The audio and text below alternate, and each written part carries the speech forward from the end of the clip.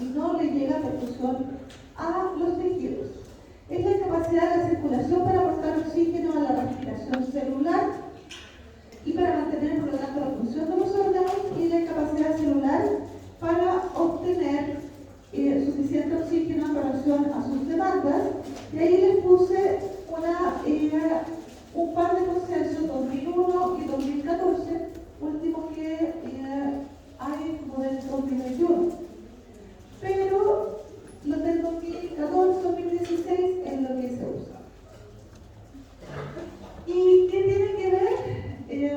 Vamos a empezar por esta parte de acá, porque nosotros estábamos viendo lo mismo que la insuficiencia coronaria, que la cantidad de oxígeno que viene en la arteria y la cantidad de oxígeno que sale por la vena tiene que ver con la capacidad de extraer oxígeno y de que llegue suficiente oxígeno que cumpla con las demandas del tejido, tal como lo vimos en la primera clase. Ahora, ¿qué pasa cuando esto no es suficiente? Cuando esto es suficiente, la hemoglobina viene con el oxígeno, sube bien, lo entrega a la célula lo toma, lo lleva al ciclo de Krebs, saca 36 ATP y todo el mundo feliz y funciona. Pero cuando la glucosa no puede pasar por el ciclo de Krebs y no puede formar ATP porque no hay oxígeno, entonces empieza a funcionar lactato. Y cuando la entrega de oxígeno es menor a los requerimientos metabólicos de oxígeno del tejido, empieza a producirse el shock. Y como lo vimos acá, lo primero, o uno de los primeros marcadores, es la presencia de lactato. ¿Ok? Y es lo que nos va a permitir saber muchas veces si nuestra reanimación ha sido efectiva o no. Por eso es que siempre hay que tomar el bien. El concepto de hipoperfusión tiene que ver con esto, que es la pérdida de la independencia entre cuánto le das de oxígeno y cuánto consume de oxígeno. El cuánto le das de oxígeno tiene que ver con el contenido de oxígeno y el gasto cardíaco. ¿Sí? Entonces, acá tenemos el transporte de oxígeno versus el consumo de oxígeno. Acá está el transporte de VO2 y el consumo es VO2. ¿Ok? Sí. Empiezan a tener, el mini puntito no se ve, ¿verdad?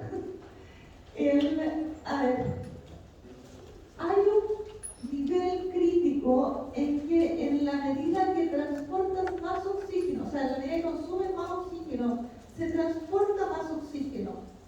Pero llega un momento en que a pesar de que aumentes el consumo de oxígeno, no puedes transportar más oxígeno. Y por lo tanto, el consumo de oxígeno ya no depende de cuánto le llegue de oxígeno. Ese es un nivel crítico de transporte de oxígeno. Y cuando transportas el oxígeno y el consumo empieza a bajar porque no hay más transporte, quiere decir que ya no puedes, o sea, hay un momento en que ya no tienes suficiente oxígeno para funcionar. Si no hay oxígeno, hay ciertos tejidos que son especialmente sensibles a ello. Lo primero es el cerebro. Por eso es que se trata de mantener el flujo cerebral. También el corazón. Y hay varias formas en que esto se puede producir. ¿Ok? Hay formas en que baja el gasto cardíaco y hay formas en que aumenta el gasto cardíaco. Y hay otras que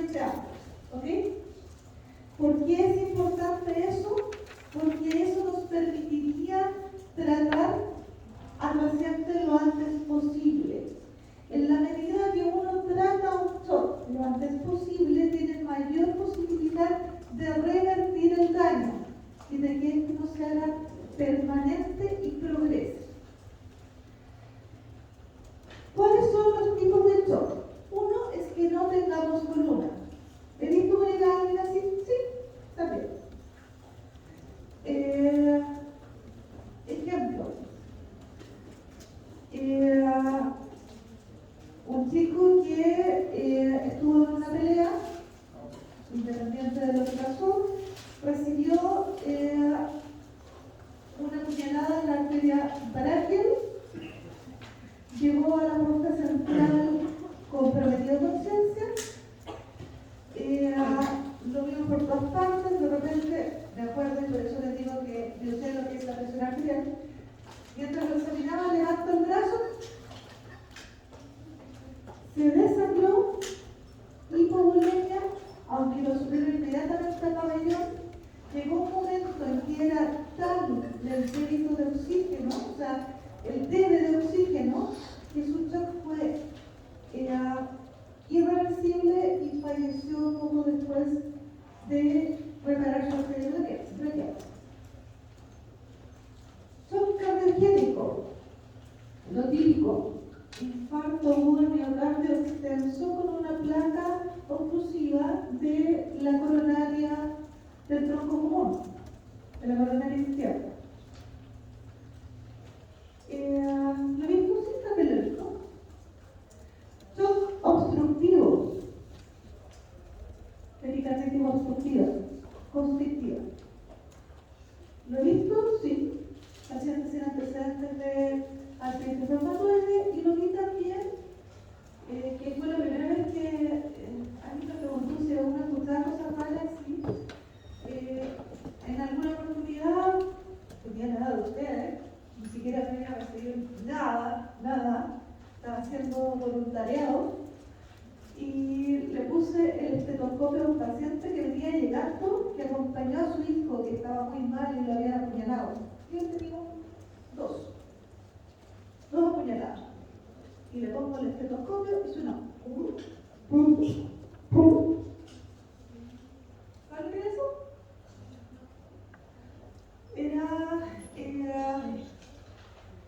Hizo una hemorragia, o sea, salió sangre del ventrículo hacia el pericardio conteniéndolo, y inmediatamente haciendo una especie de pericarditis constrictiva rápidamente progresiva. Se salvó, pero no lo único. Bueno, sí, llegó para ello y se le salió. Sí. Y le fueron poniendo sangre hasta que el hombre era superior. Shock distributivo es el más frecuente. Esto es lo que le llaman el shock caliente. Todos los anteriores, si ustedes van a ver al paciente, lo tocan, tal como la película de insuficiencia cardíaca, está frío. Por lo tanto, ustedes saben que cuando está frío, le aumentan el gasto cardíaco como sea. ¿Sí? Cuando está caliente, el problema es cómo vas a poder limitar la vasodilatación sistémica. ¿Y por qué se produjo esa vasodilatación sistémica? Porque para que tú estés caliente, significa que está todo vasodilatado, ¿cierto? El que toma cafecito lo sabe, por ahí no tengo cafecito. Por ahí lo vi. Y saben inmediatamente que está todo dilatado. Mixto, lo terrible es cuando tienes un shock distributivo que produce un infarto y tienes un shock mixto y no sabes cómo lo vas a tratar. Esa es la peor parte.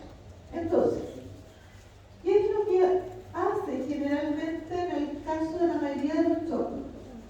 El de arriba es el gasto cardíaco, pero más que traté de ponerle los más y los menos, un poquito mejor, no resultó. Pero si disminuye el gasto cardíaco, y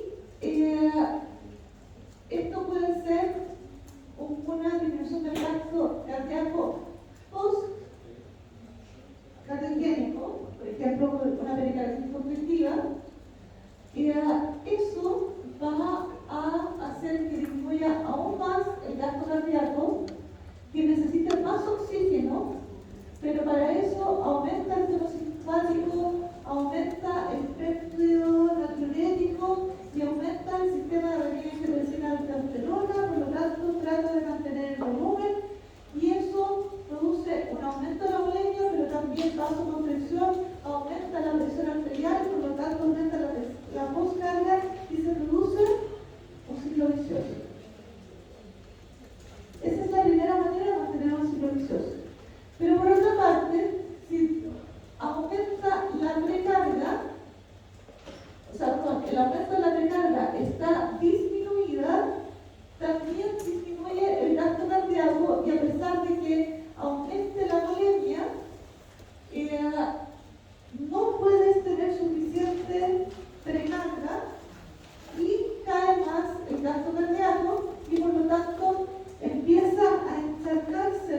persona sin llegar a aumentar la precarga de una manera efectiva que aumente el gasto cardíaco. Por ejemplo, en un distributivo.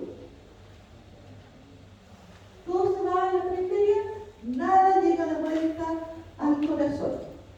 ¿Y qué es lo que pasa?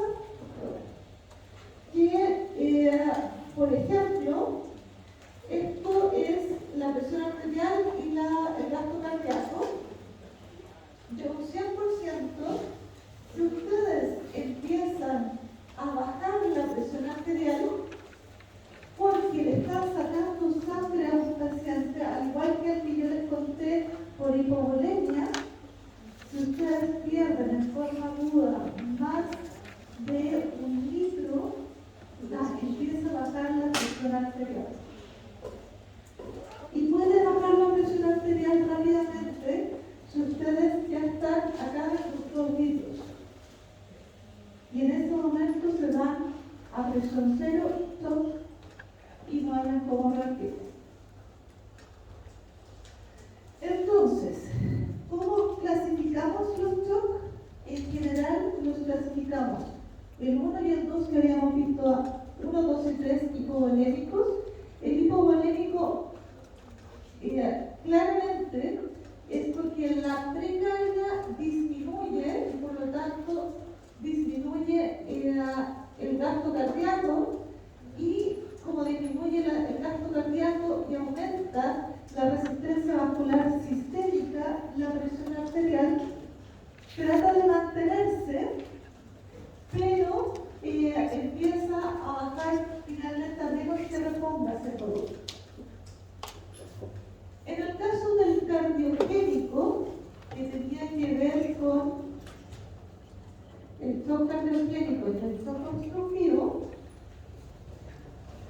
en este caso tenemos que la precarga es bastante baja con respecto al gasto cardíaco. Por lo tanto, la precarga es alta con respecto al gasto cardíaco. No lo puedo decir, pero por ahí está. Igualmente, el gasto cardíaco baja. La resistencia vascular sistémica es alta para mantener la presión arterial. Pero eso hace que la precarga aún sea mayor. Y por lo tanto, tampoco se produce de nuevo el shock. En el caso de los hiperdinámicos es cuando vamos a la verde, que en realidad tratas de mantener la frecuencia cardíaca, tratan de aumentar, o sea, de aquí llegar hasta acá, pero al aumentar la frecuencia cardíaca no alcanzan a llenar el ventrículo, y por lo tanto cae nuevamente la presión por disminución del gasto cardíaco.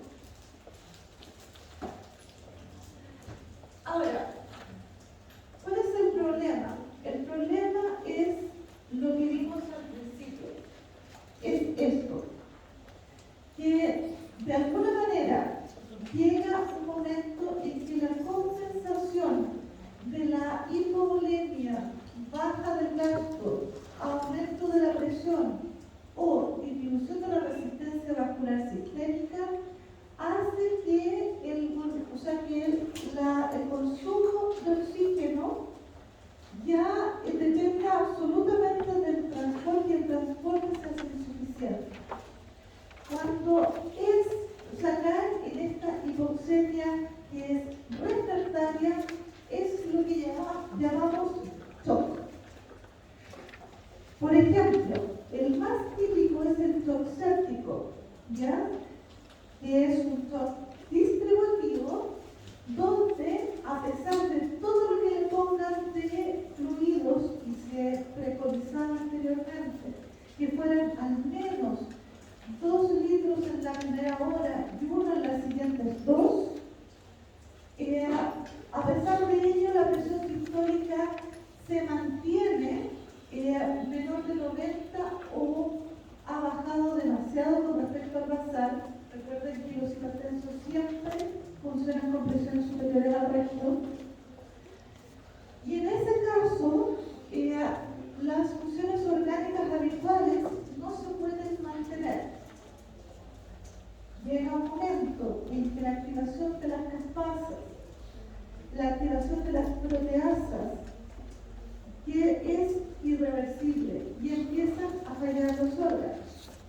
Y eso se llama un síndrome de disfunción orgánica múltiple, donde empieza a fallar el riñón, el hígado, el cerebro cognitivo, el corazón, y por lo tanto uno puede tener una falla orgánica múltiple, pero no se han puesto de acuerdo cómo se mide cada falla en el caso de shock. Sabemos que podemos llegar ahí, así que la idea no es llegar. ¿Cuál frecuente el shock séptico es el más frecuente? ¿Ya?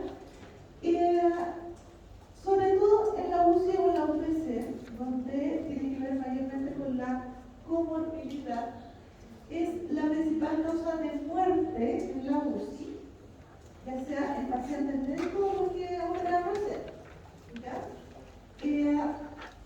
Las infecciones han ido aumentando, el shock séptico ha ido aumentando con el tiempo. En los últimos años, hablamos de 1990 cuando empezó a verse esto, hasta 2020, todas las curvas muestran un aumento con respecto a lo anterior.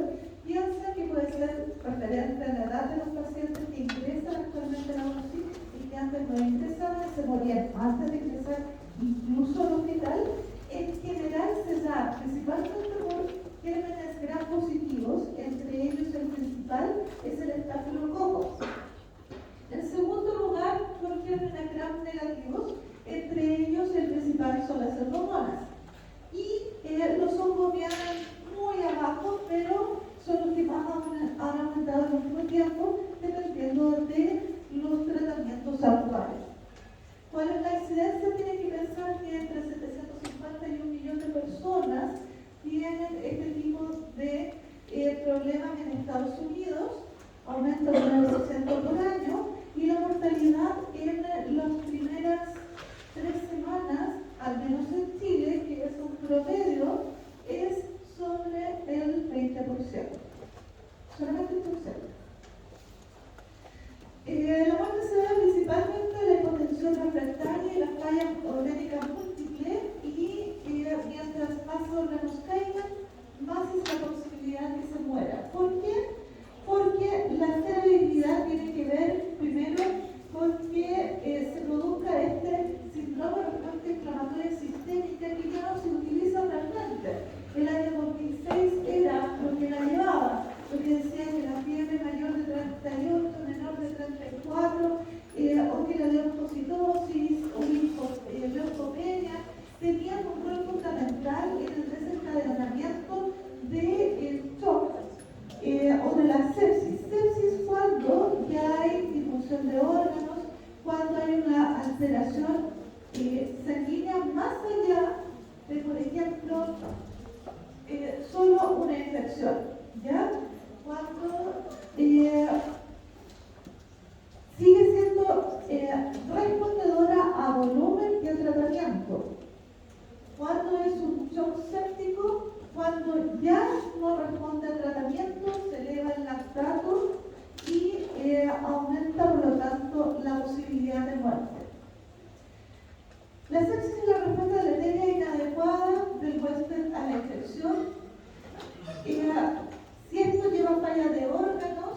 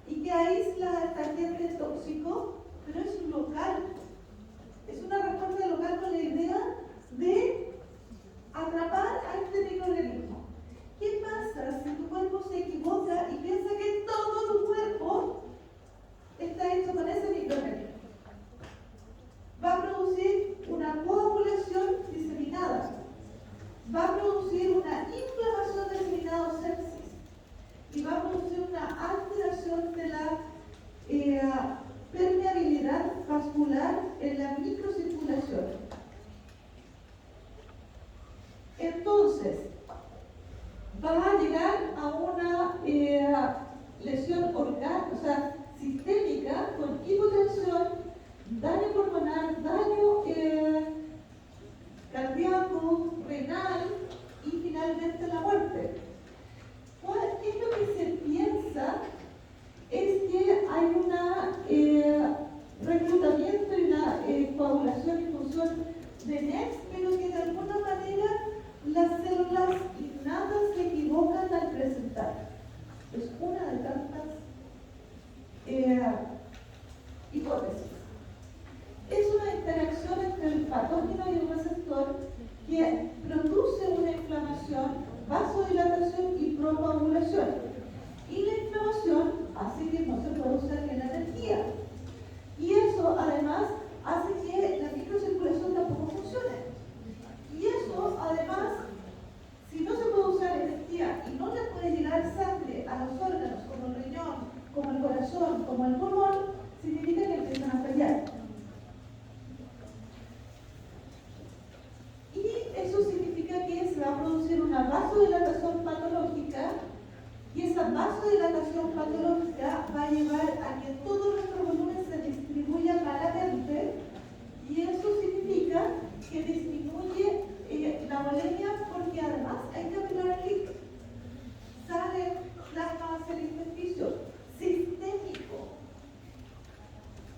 Es como si tuviéramos un gran quemado sin tener un gran quemado.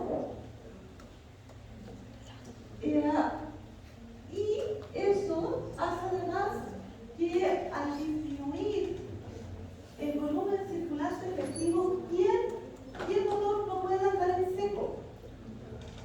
El corazón.